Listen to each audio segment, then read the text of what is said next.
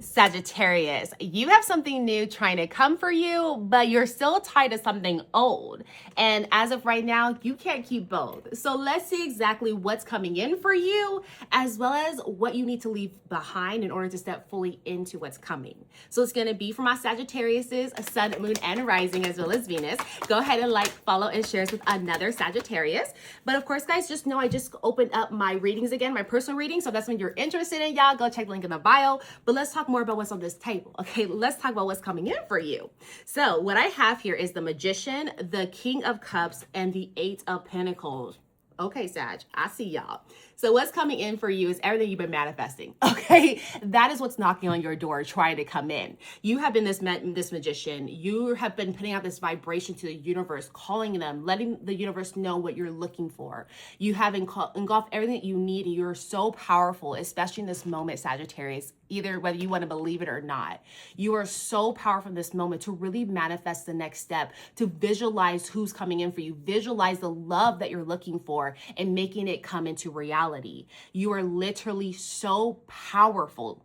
So powerful. And with this power, you're going to see it's actually going to unlock and bring in someone that's really worth your time. Somebody that's not bullshitting you. Somebody that wants to pour into you, that wants to nurture you, that wants to love you. The King of Cups is probably one of my favorite kings to get, y'all. I got to say it, because this person is a listener. This person wants to please you. This person wants to be romantic with you. This person wants to be everything that everyone was not. And this person is very much in control of their emotions. So they don't get angry really fast. They don't go crazy and stuff. They're like, look, no matter what's going on around me, I'm focused on what I want. And I know that no matter what's around me, I don't get disturbed because I can hold myself down. I have emotional intelligence. I understand what I need to keep myself calm. And that way I can keep everything else calm.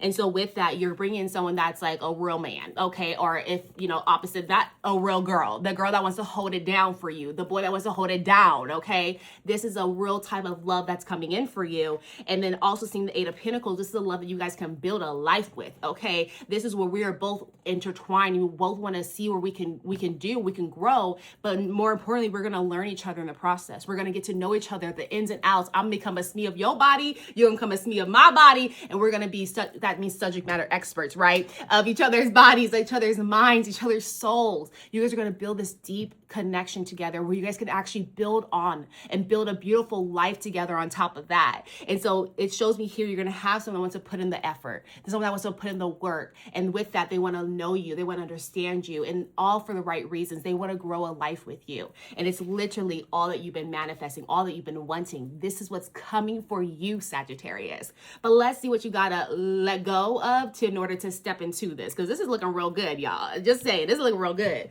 So if this already resonating for you, Sagittarius, go ahead and like, follow, and share this with another Sagittarius. Of course, guys, I opened up those personal readings, so make sure y'all check the link in the bio. But let's talk more about what's coming out, what we got to get rid of. Let's talk about it.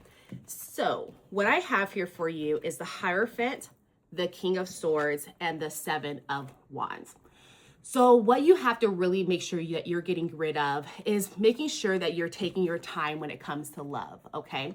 It's telling you here, it's not time to rush into love. Yes, this is coming for you, right?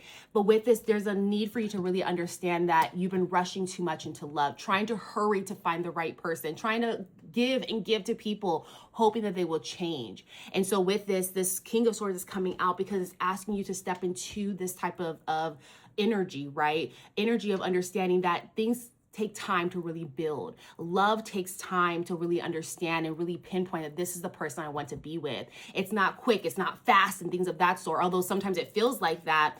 I think sometimes we get lost in like the lust, lost in the excitement of what this love can be, that we rush too fast into it. And then at the end of that, we get hurt by it. Time and time again, this has probably happened. And so Spirit's trying to tell you here, in order to step into this type of love, you need to match that king type of energy. Real talk. And with matching that king type of energy, especially with the King of Swords, it's somebody that's meticulous with how they show their love, meticulous of who they allow to into their aura to receive their love. They are very much meticulous of like, show me the action, not just the words. They're very much like, I will cut a bitch off if you are not what I'm looking for. I don't have time to play, okay? But I will take the time I need to make sure you're right for me, but I do not have time to play. And so this is the energy that you need to really step in, because when you step into this energy, you get more confident in who you are. You get more confident when you give love to someone. You're like, no, you measured up.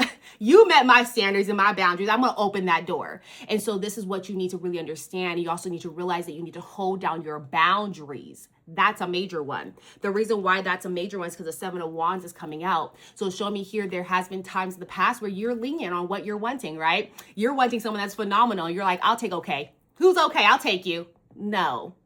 That has been the problem. You're not allowing people to meet your standards. You're lowering them to meet them when they're not even worthy of your time and your energy. And so that has been the real issue in regards to like finding that right person, is because you're allowing yourself to lower yourself in order for someone to meet someone else. Okay. Instead of telling them, hey, you need to lift your shit up. You're like, oh, don't worry. I'll just come down some stairs. Don't stop.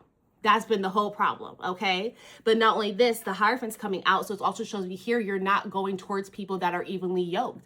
And when I say you evenly yoked, I mean that don't have the same agenda, right? Where maybe one of you guys want to have, is like a Christian, and you guys want to have a traditional household and all that kind of stuff. And this other person's like, well, I don't really want that. I'm actually very spiritual. And I also don't want kids. And so I don't want a household. It's just going to be me and you. You know, there's like an essence that you keep going towards people who aren't in full alignment, who don't want the full things that you're wanting. And again, you're lowering the bar in order to meet them where they want.